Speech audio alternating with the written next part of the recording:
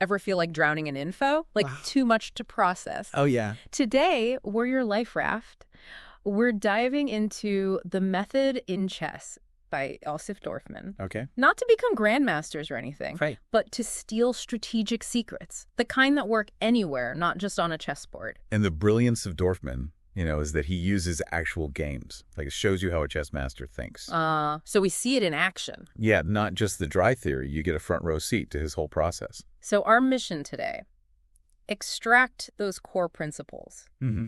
How does Dorfman size up a chessboard? What are his, sneaky techniques for getting the upper hand? Right. By the end, you'll be thinking strategically, even if you've never touched a pawn. What's fascinating is this idea Dorfman has about analyzing a chess position. He uses static and dynamic factors. Okay. Think of it like this. Static factors are your long-term advantages, the things that don't change easily. Your bedrock. Yes, the bedrock of your position. And he uses a clothing analogy, right? He does. Static is like your classic wardrobe. Those staples that are always in style. Like a good pair of jeans, a white T-shirt. Exactly. Pawn structure, king safety, material balance, those are your timeless pieces. Then dynamic factors are more like the flashy, trendy stuff. Ooh, the statement pieces you might splurge on. Yes. But too much of that, and your wardrobe or your chess game might lack that solid foundation. Precisely. Dynamic is all about immediate action, like piece activity, attacking opportunities. They can be powerful, but you need that balance. Gotta have the basics first. Exactly. Dorfman even has this move search algorithm. It's like a 3-step process he uses for decisions. A decision-making framework. Yeah. For critical moments. Yeah, exactly. Okay, let's unpack this algorithm. Sounds like something we could all use, not just for chess. Absolutely. So first, you identify what Dorfman calls a critical position. It's that point in the game where the balance could shift. Like a turning point. Yeah, like a fork in the road. Then you got to analyze the static balance. Who has the better long-term setup? Okay. This tells you whether you should play more statically or go dynamic. So it's like knowing the terrain before you pick your path. I like that. Exactly. And then the final step. You consider your options. Choose the move that best fits your static dynamic analysis. It's all about avoiding impulsive moves and thinking long-term. Not just reacting, but thinking ahead. Yes. It's a structured approach. Yeah. Applicable to any complex situation. All right, so let's dive into these static factors. Dorfman has this regressive scale of importance, and the most crucial element, king position. It's surprising how many players, even strong ones, underestimate this. A well-placed king, it's like a fortress. Safe and sound. Yes. It limits what your opponent can do, gives you that security. Dorfman uses this game, Dorfman versus Cifuentes from 1989. Okay. Cifuentes, he launches this powerful attack, but Dorfman's king. So well protected, he weathers the storm and wins. It's like having good defenses. Solid foundation wins again. What's next on the scale? Next is what Dorfman calls material correlation. It's basically understanding which pieces work best together. Gotcha. And there's this surprising takeaway. A rook and bishop, they make a stronger team, generally, than a rook and knight. Oh, interesting. Most people would think, like knight and rook, more powerful, right? Close range and long range? You'd think so. But bishops, they control those long diagonals. Wider range of influence.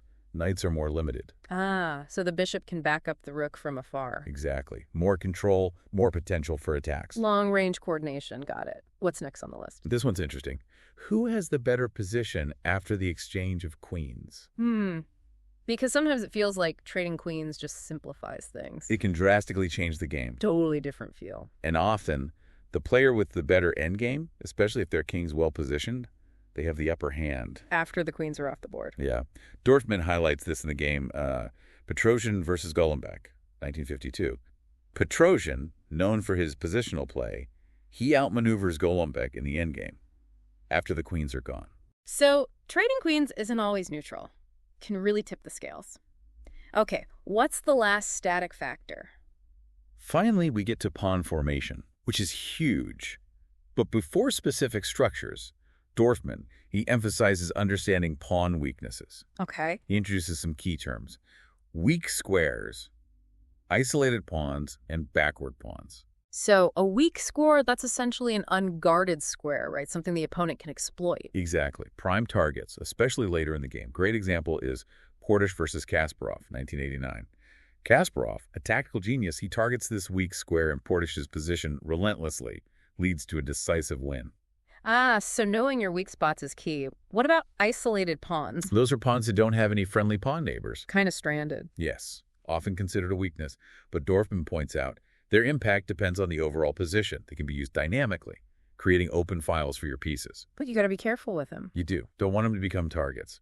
And then backward pawns, they're even more restricted. Stuck, because if they move, they get captured. Right. And they block your own pieces, create positional problems. So understanding these weaknesses is crucial. It is. Before even thinking about specific pawn formations, because these will often dictate your strategy. Like knowing the terrain before you build on it makes sense. So tell me, what are some of these formations that Dorfman dives into? Well, Dorfman, he goes into all sorts of pawn formations, each with his own quirks and implications for the game. He talks about doubled pawns, tripled pawns, which, are generally seen as weak. Yeah, too many pawns on one file. Right. But sometimes it's okay if there's enough dynamic compensation. So like trading those weaknesses for a strong attack potential. Exactly. Then there's the protected pass pawn, which this one's a real powerhouse. Yeah. Okay. It's a pawn with no enemy pawns in front of it. Yeah. On its file or adjacent files. And it's protected by another pawn. So it can just keep advancing. Like a battering ram. Just keeps pushing. Yes. The opponent has to keep trying to stop it, which weakens them elsewhere. It's like a constant distraction, forces your opponent to react. Okay, what other formations does he analyze? He talks about the compact pawn chain. It's a structure that's all about limiting your opponent's space, creating weaknesses for them to exploit. Boxing them in. Yeah. A great example is the Marassi formation. It's a classic pawn structure known for its solidity. Ah, so this is a good formation to have. It can be, yes. Yeah. And lastly, he covers the pawn majority on the queen side. So this is more of an endgame thing, right? Having more pawns on that side gives you a long-term advantage. Exactly. Dorfman uses one of his own games to show this. Dorfman versus Zamani from 1980. Zamani actually had a slight material advantage. Okay. But Dorfman, he expertly uses his queenside pawn majority to outmaneuver him and win the endgame. So even when you're behind, pawn structure can win it for you. Fascinating. We've covered a lot on the static side of Dorfman's method. Now let's switch gears, talk about the dynamic side. It's not all defense and building a foundation, right? Of course not. That's where it gets exciting. Once you have that solid foundation, you can start to use dynamic themes. Things like domination, half-open files, and outposts to launch attacks and exploit weaknesses. It's like setting the stage, then letting the actors loose. Tell me more about domination. Domination. It's about controlling key squares on the board. You're limiting your opponent's options, suffocating their piece activity. Making it hard for them to breathe. Exactly. Dorfman uses this great example. The game Larsen-Najdorf, played in Buenos Aires, 1983. Bent Larsen, a famous attacker, he sacrifices an exchange. An exchange? A rook for a minor piece to achieve total domination of the board. A bold move. It is.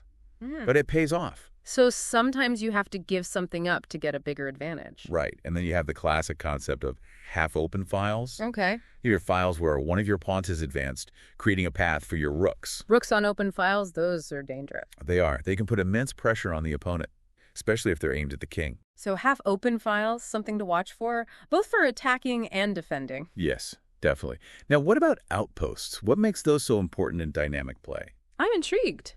Outposts. They're fascinating. They're these squares deep in enemy territory that are safe for your pieces, usually protected by your pawns. Like a forward operating base. Yes, from which you can launch attacks. The game Dorfman versus Anastasian Khan, 1996, is a perfect example. Dorfman creates this outpost for his knight, which just becomes a constant thorn in Anastasian's side. Wow, just one piece. It leads to a winning attack. Shows how important those small advantages can be. Okay, so we've got domination, half-open files, outposts. What else is crucial in dynamic play? We have to talk about bad pieces. Bad pieces? Yes, these are the pieces that are stuck, undeveloped, or just not doing anything useful. Not contributing to the plan. Right. Taking up space, vulnerable to being captured. So it's not just having strong pieces, it's making sure they're all active. Working together. Exactly. Dorfman, he gives lots of examples of how even top players can have bad pieces. It's a reminder that every piece needs a purpose. To play a role in the strategy. Okay, from static foundations to dynamic attacks, we've covered a lot. Dorfman's method, it's all about analyzing the position, understanding strengths and weaknesses, and making informed decisions. But what's really cool is that it applies beyond chess, too. Right. Oh, absolutely. It's about that strategic mindset. Assessing the situation, understanding the factors at play, and making the most effective move, applicable to any complex situation. So for our listeners, how can we connect this to the bigger picture? Where in our lives could we apply this static versus dynamic analysis? What are our outposts, those areas where we excel? And how do we identify and maybe improve our bad pieces, those habits that might be holding us back? Great questions. Yeah, it's amazing how these chess ideas apply to like real life. We talked about static and dynamic factors, but those bad pieces that really hit home for me, could those be like bad habits, areas where we're not performing well in our own lives? Absolutely. Think about procrastination. Like it's a chess piece stuck in the corner, right? Yeah. Not doing anything good, maybe even costing you. It's a bad piece in your life. And recognizing that is the first step. So figuring out our bad pieces and actively working on them, that's a big takeaway here. It's not just understanding these ideas, but using them to make actual changes. Yes.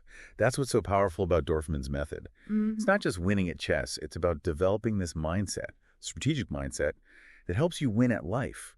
Analyze your own position, see your strengths, your weaknesses, and then make choices based on that. That's how you set yourself up for success, for fulfillment. That's really inspiring. We've covered so much in this deep dive. Pawn structures, attacks, the importance of a strong foundation. Yep. But it's bigger than chess. It's about that strategic thinking that helps you navigate life, make better decisions. And that's the real magic of it. Gives you the tools, right?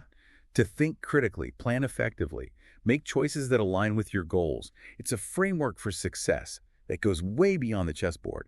It applies to anything you face. So, as we wrap up our deep dive into Dorfman's method in chess, let's think about how to integrate these concepts. Your own static and dynamic advantages, where are they? Where are your outposts, those areas where you just shine? And what are your bad pieces holding you back? This deep dive, it's just the beginning. Now it's your turn to make those brilliant moves. Go for it.